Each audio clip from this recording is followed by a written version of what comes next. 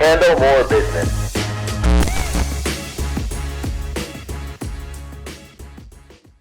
For this month's episode of Handle More Business, we're diving into the topic of the importance of branding for B2B. In the material handling industry, having an emotional connection for your brand with the target decision maker is key. It's just as important as it is for Coca-Cola, Amazon, or Apple to connect with their consumers. In preparation for the MODEX Supply Chain and Manufacturing Trade Show, we caught up with Leslie Kraemer, Creative Director and Principal of Birdsong Gregory.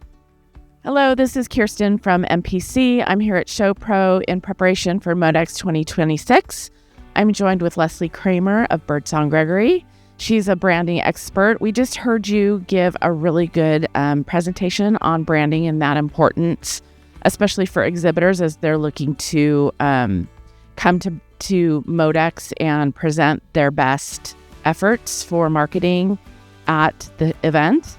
And I wanted to get your perspective on modern branding for material handling. I think a lot of times anything material handling related seems to feel really industrial.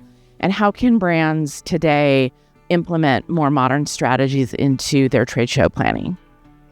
Yeah, well, I think nowadays companies across the spectrum, not just consumer-facing brands, are realizing that if you can make a connection to the person to really make that an emotional attachment to them, that sticks and makes a difference.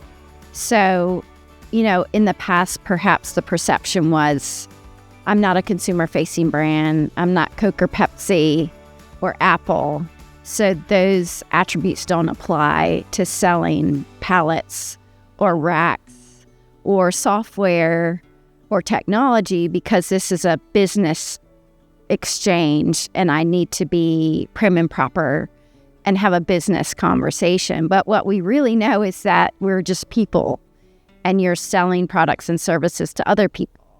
And so you can make that emotional connection no matter what you're selling, no matter what you're talking about, that those connections are what matters and what makes a difference.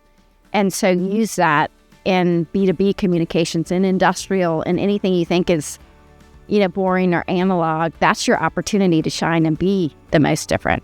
Right. And I really liked what you were talking about when you were talking about, like, when you're looking at a booth strategy, for example, it's the things you think about, making that connection between what you're presenting on the floor with what your company actually does.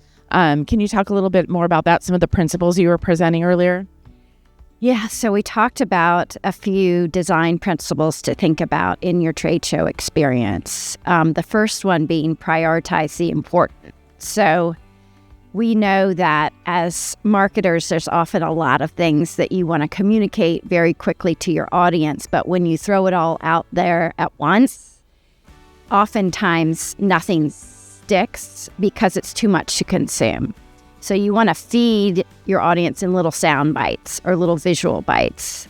And so prioritize the important was one of those design principles. The other on a similar track was less is more. Same concept, lots of stakeholders in your company. They all want to get their voice heard, their priority out there. But again, when you put them all up there, nothing was going to stick. So prioritize, use less information for that initial impression, and then hook them and then tell them the bigger story. Right. The last one was messaging, make it sticky. And, in the B2B space, often you trend towards more conservative language, safer statements, fall back on value and innovation and solutions.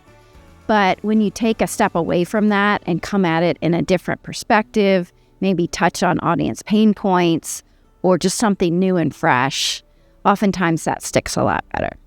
I like that because that really does lean more towards that modernization as well, that more modern perspective for marketing. So thank you so much. I think the last question I would like to ask is more around the traditional branding aspect.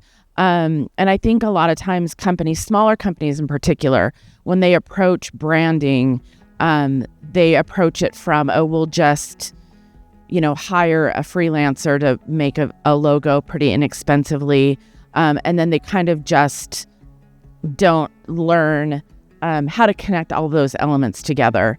What would just be like a quick piece of advice on approaching brand strategy a little bit better to ensure that you have a more cohesive branding strategy? Yeah, I think you have to think that, your output is only as good as your input. And so foundationally, you really want to understand your audience, their pain points and needs, and also understand your company and its promise or mission or vision, what you can really offer. You got to gather all those insights together, and then you want to create a brand strategy. And so oftentimes when companies that are maybe tight on budget or time, they go straight to execution and the production of logo, shape, color, texture. But it's created without that background of strategy and positioning. So it's really not a defendable thing that you're producing. It doesn't help your team do storytelling around the why behind your shapes and colors and textures.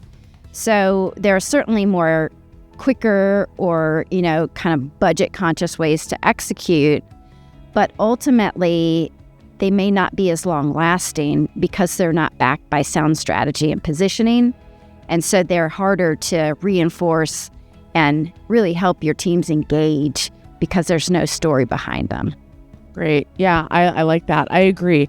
I think that in particular, it's finding the right people to really help you walk through that process, whether that be an outsourcing company like your own or an internal team that really has marketing, sound marketing understanding. So thank you so much, Leslie. I really appreciate your time. And thank you so much for following along. That's some really great insight, Leslie. Thank you for your time. This episode of Handle More Business really dove more into the topic of B2B branding. In preparation for MODEX, we felt like it was the perfect time. This month and every month, MPC will release another Handle More Business episode on the third Thursday. You can find it on our website, our LinkedIn, or our YouTube. Thanks.